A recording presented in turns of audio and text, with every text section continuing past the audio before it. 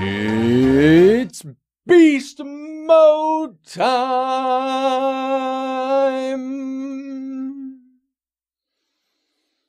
Ooh, music to my ears. That sounded almost as good as I look. Ladies and gentlemen, welcome back, Beast Army. How do I become successful?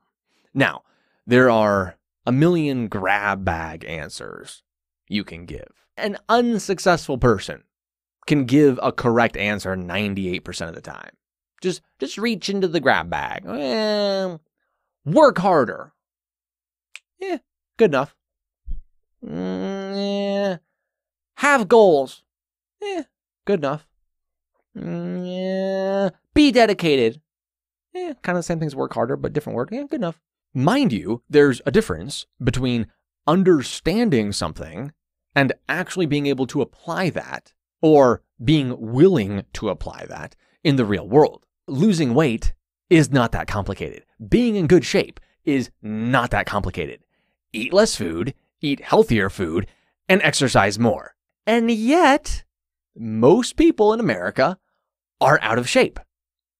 Now, do they not understand the, profound information that I just expelled from my mouth? No, they know. They just don't do it. Being successful, to an extent, is similar. People know how to become successful. They just aren't willing to actually put in the work. But there are mistakes that can be made.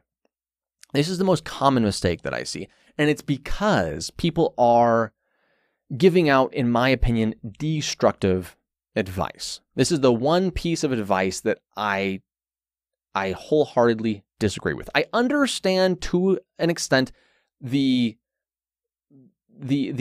thought process behind it, but when stated as it is stated, it's an incomplete statement that then leads some people to take inappropriate actions. How do I become successful? Do what you love. Just find something you're passionate about and do that thing.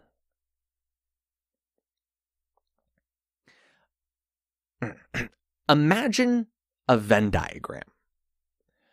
On one side, we have things we are passionate about, things we love. On the right side, or the other side, we have things that make us successful. Actually, let's not even use success, because success is an ambiguous word. The vast majority of people who ask this question, how do I become successful? What they really mean is, how do I become financially successful? Now, there are some people who might be interested in becoming successful at, how do I become successful, like a world champion or something, or how do I become successful at losing weight, or yada, yada, yada. But the concept is the same that I'm going to talk about, but we're just going to say money, because most of the time it's how do I make more money? Now, you have that Venn diagram. There's the things you love, and there's the things that will make you financially successful. Okay, where does it say? Where is the implication? Where is the guarantee that there is any overlap in those two things? You may have an interest in something that nobody else cares about. Your passion might be something that the world simply doesn't care about. That does not validate your passion any less. A passion is a passion. A passion is personal. It's something that means something to you, but that doesn't mean it means something to anyone else. If you want to become successful, you need to do something that other people care about. Whether that's becoming good at something. Oh, I'm a world champion. Yeah, well, if you're a world champion at something that nobody cares about, you're not going to make any money. But if you're a world champion football player, okay, you're making 8 figures plus, because it's something that people care about. Similarly, I want I want to invent this product. Okay, again, is it a product? If nobody cares about it, you can invent it. You can use it yourself. That doesn't mean that anyone else is going to buy it. As opposed to, I invented a product that is going to be wanted and they're willing to purchase it for the price, and it's going to be used by millions of people. Naturally, that product is going to make some money because other people want it. So we have the Venn diagram.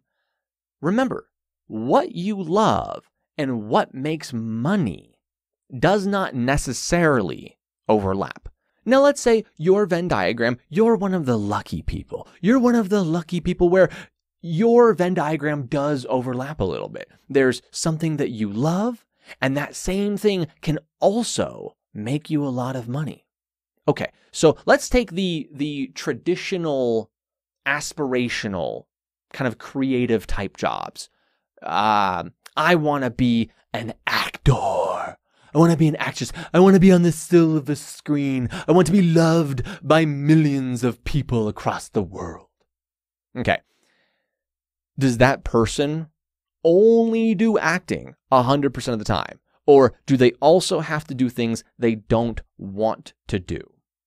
Do you think beginning actors like going into an audition room, being judged and being told no by people they've never met and they don't necessarily have any respect for?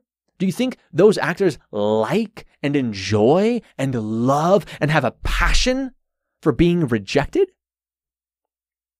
But I'm going to be an artiste.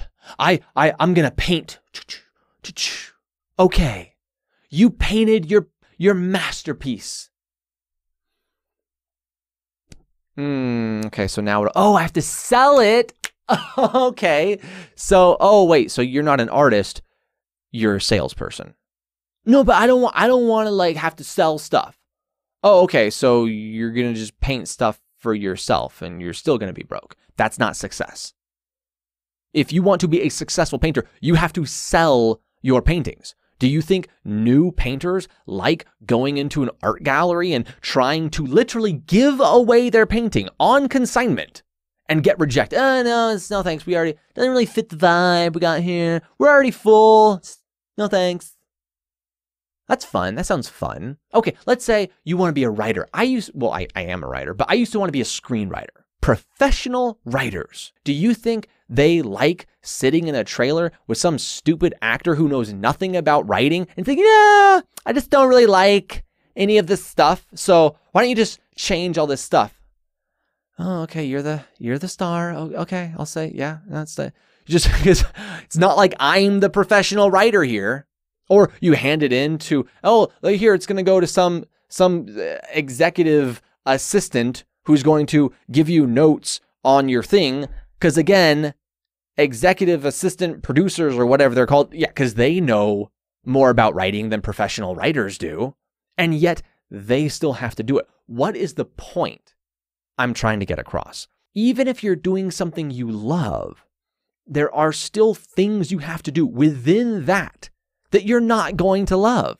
I believe this mindset of I'm only going to do what I love is destructive. You need to get out of this mindset that you have to enjoy everything you're doing. I'll give you my personal experience. So I started as a writer. I did not enjoy writing that much because I don't know how to spell that well. I don't know how to use commas or semicolons. I have crazy long run-on sentences. I don't know what an adjective is.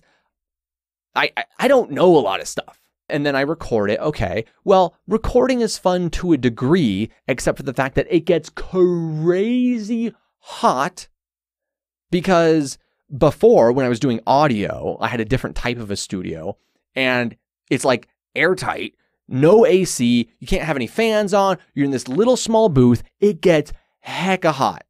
This video, I have these lights pointing at me, I have the air conditioning off, I have all the fans off, I live in Las Vegas, it gets hot. I have to stop recording sometimes because I start sweating. Do I enjoy that? No.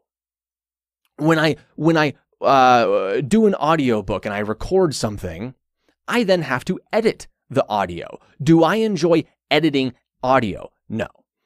I'm recording this exact video that you are watching right now. I had to edit this video. Do I enjoy editing videos? No. I could go on. I think you get the point. I still have to do things that I do not enjoy. Now, would I rather be writing or being a YouTube personality or being a publisher and working for myself and doing what I want to do to a degree when I want to do it, and nobody can I'm the only person who tells me to do anything. I took a cold shower this morning. Do I not have hot water? No, I have hot water.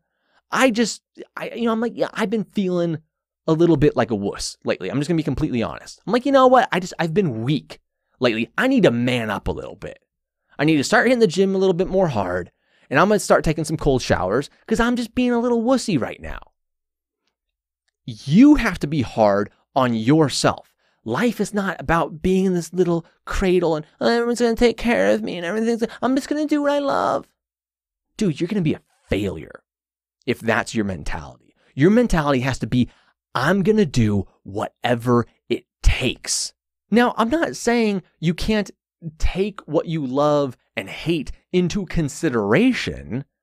Clearly, if you have two options that can make you a sufficient amount of money that's acceptable to you, and you like one of them quite a bit more, and you hate one of them quite a bit more, okay, choose the one you'd rather do, right? I mean, I could go make six figures as a car salesperson, but I would hate that way more than I hate editing video and editing audio and being in a hot room for a little bit.